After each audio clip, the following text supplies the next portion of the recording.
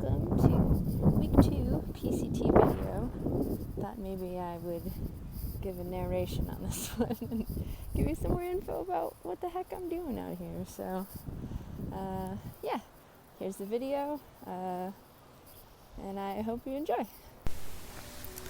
Week 2 began after we had taken showers and washed our clothes in what's lovingly referred to as bucket laundry on trail. It's just as you would imagine, washing your clothes and rinsing them in a bucket and then hanging them on a fence to dry. But this day we knew we had a fair amount of climbing. It was going to be pretty warm, a little bit longer water carries in between spaces. And our destination this evening was set to be Mike's place.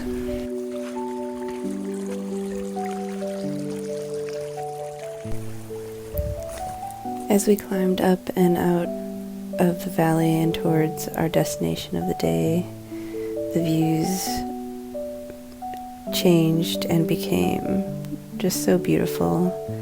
Wildflowers were blooming everywhere, and it had some really good viewpoints.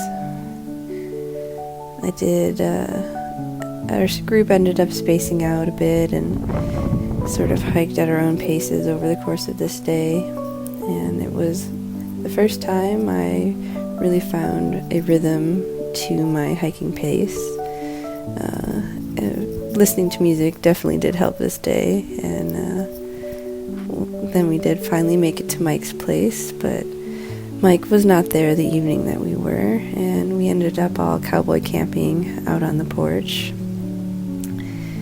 I sat and watched the sunset as I ate my dinner while we were up there. It was really quite nice and kind of very peaceful, and we were able to watch the sun go down from the porch at our probably 7 p.m. bedtime.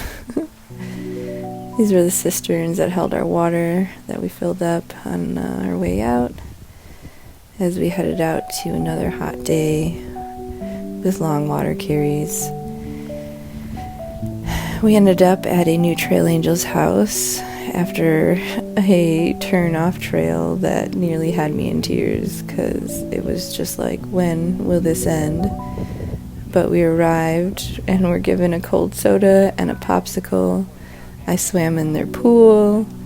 They made hot dogs for us, and they really are just doing a really great job as first-year Trail Angels in a really crucial location on trail. Had we not had them, it probably was like a 30-mile water carry. After we left there the next morning, we had a destination in mind, and breakfast was on the mind for me, and that was reaching the infamous Paradise Valley Cafe. Food was great. I had an omelet, French toast, biscuits, and gravy, and it was really fun looking at how tiny my pack was in the sea of everyone's much bigger packs. We took a night off trail there, and I headed off and split ways with the first group I had been hiking with, and did skip some miles on the way, but climbing up, had some great water sources this day. The previous day, a fun story, is I nearly lost my backpack on our hitch-in from the Paradise Valley Cafe to Idlewild. We thought the trunk had latched all the way, and turns out it had opened right as we pulled away, and my pack had rolled out onto the shoulder. So we were able to recover it, but oh my gosh, I had visions that my quilt that I had made was exploded on the road because some car had hit it. But it was not. All was well. The next day, climbing down, had a beautiful sunrise.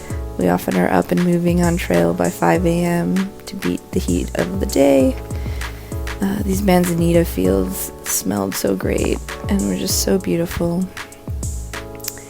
As we dropped in elevation, the landscape changed. It got much, much hotter, and we crossed a milestone this day. We hit 200 miles on trail. That was pretty dang exciting. However, when we reached our next water source, there was no shade at all. So we built some of our own, laid under that for a while, till we thought we were going to sleep under the I-10 overpass, when we were told not such a great idea. So we ended up having a trail angel give us a hitch to this whitewater campground, which set us up for the next day of the completely washed out Mission Creek section. So this was the most physically and mentally draining day, I'd say, so far on trail. You're pretty much walking on rocks all day, baseball sized and larger, and sort of trying to locate the correct route to take based on maybe the markings previous people left behind.